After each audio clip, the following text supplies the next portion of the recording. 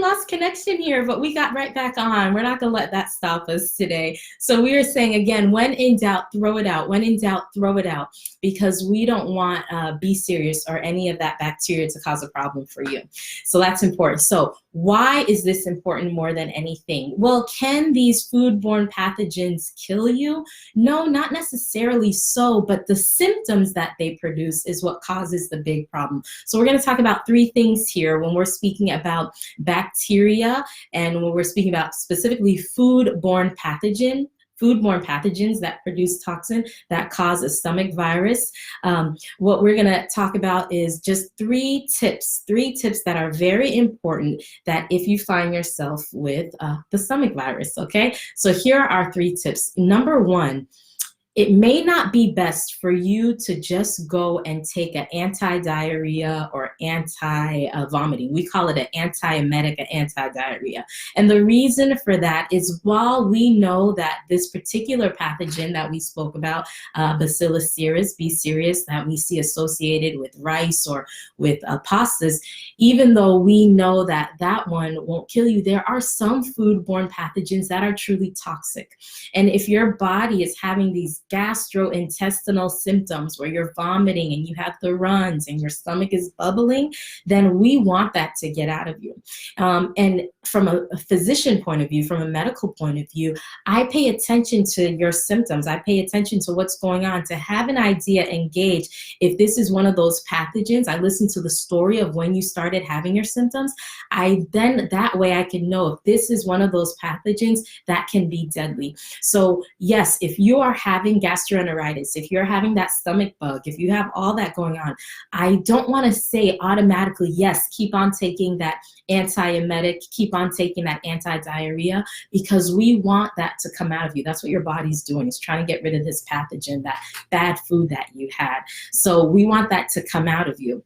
And the problem is that what really does occur is when someone has gastroenteritis, that's what this is called when we're looking about the symptoms of food poisoning or the symptoms of a stomach bug or the symptoms of just a stomach virus. When you have gastroenteritis, you have ongoing vomiting, ongoing diarrhea. The stomach pain as well too is continued. And the problem there is that can cause dehydration, and that's where it gets tricky. That's really where we get tricky, dehydration.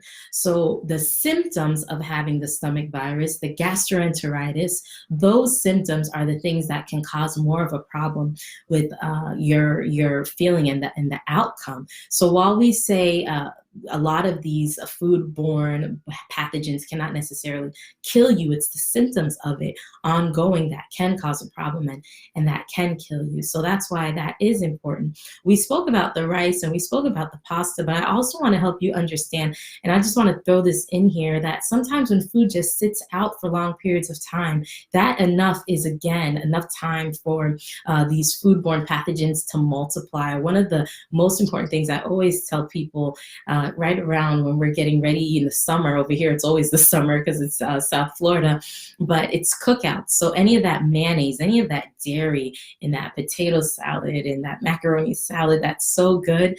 When that's hanging out at room temperature in the sun for those long hours, then just know that there is foodborne pathogens that are multiplying in there as well too, and you want to stay away from those, okay? Those things are the things that we really want to stay away from. How do we protect ourselves from all of this? Well, it's a lot of what we spoke about last week about just the universal precautions.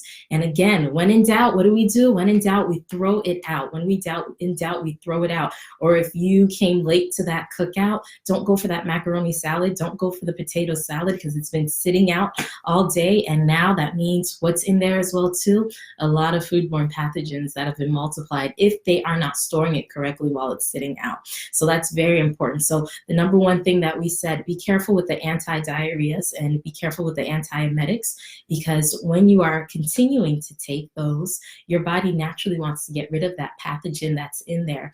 And if you actually have come encounter with one of these deadly pathogens, when you're taking the antiemetic and taking the anti-diarrhea, you're keeping it inside, and we don't want that. We want it to come out. The second thing that we said is that we have to be aware of dehydration. The gastrointestinal symptoms those are those gastrointestinal symptoms, the diarrhea, the vomiting. In North and South Carolina, they call it the bubble guts. That is the thing that will cause the dehydration. And once someone is dehydrated, that's where we get really, really complicated, and we really need to see them in the emergency room. But more importantly, if you're having the stomach virus, you think you have a stomach virus, you're having the gastroenteritis, out of nowhere, you had something to eat and it hit you, then you need to call your physician. You have to call your doctor. And that doctor is going to start asking you questions. They're going to start investigating to know whether or not is this one of the bacillus cereus, that B series that we spoke about, foodborne pathogen, or is it one of the toxic, deadly ones that we need to make sure that you're under close observation with. So it's very, very important that if you're having any of those symptoms with the stomach virus, then yes, you call your physician as well too, so you can really get checked out correctly, because we really do need to gauge and make sure if an antiemetic is important for you or if an antiemetic is not. The same thing with the anti-diarrhea, if it's important or if it's not for you. And again, medicine is not one size fits all. So I always get on here, my Tuesday in Transformers, and just really discuss the need for you to make sure you have a physician that understands you and you understand them, and it is a good fit, so that if and when the stomach virus makes its way through your city, through your neighborhood, and into your house, you'll have someone to call who already knows the baseline of you and will be able to indicate whether or not this is a big one and you have to run to the hospital, run into the office, or if just over the phone and in a conversation, they could just give you the do's and don'ts and what to do to take care of that gastroenteritis or that stomach virus. Tuesday Transformers, I'm so glad you could join on. I want to say hi to Edwidge, Estelle, Jean-Claude. Thank you, Tuesday Transformer, who's always here. Marie-Lucien, Evelyn Unbreakable. So good to see you guys. Look at all these Tuesday Transformers. I'm going to reach now over to Instagram. Damien1EN, who joined. Hi, Kate Linton. I'm murdering this name. I'm sorry. Yes, Caitlinton, how are you? Lena _ something, good to see you. Latonia, Sharon, so good to see you. Nate01, Goofy _ Eve, Vic for real. Rodney25 said, when in doubt, throw it out. Yes, when in doubt, throw it out. Hi, Senitasi, Tuesday Transformer, good to see you. Vic for real, I see you again too, waving. Yes, so we have all these Tuesday Transformers going on. Listen, if you feel like this was important to you, or you think that this information can help someone else, go ahead and send them this link, share it with them, and be back next week, Tuesday. Also, we have a bonus tomorrow. I'm so excited. I'm an invited guest on Moody Radio. So if you're on that drive, join us at 7 to 8 o'clock.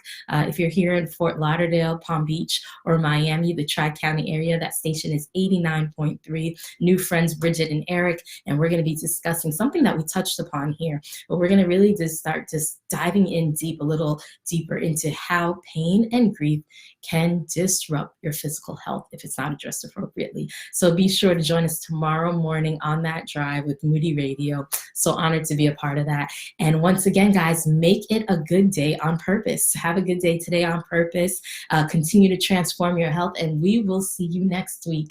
Bye, everyone.